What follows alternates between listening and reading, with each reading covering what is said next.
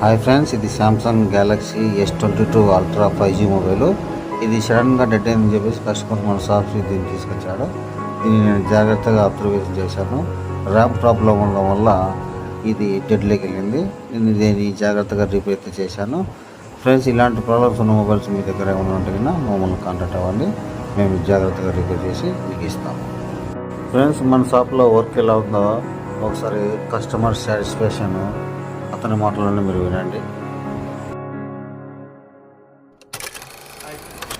ఏ work మీద, ఏ problem మీద షాప్కి వచ్చారు?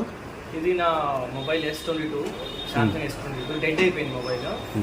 సో సాగర్ దగ్గర ఇచ్చాను, అంతా బాగా చేశారు. వర్క్ పర్ఫెక్ట్ అయిపోయింది. ఆన్ చేసి చూపిండి.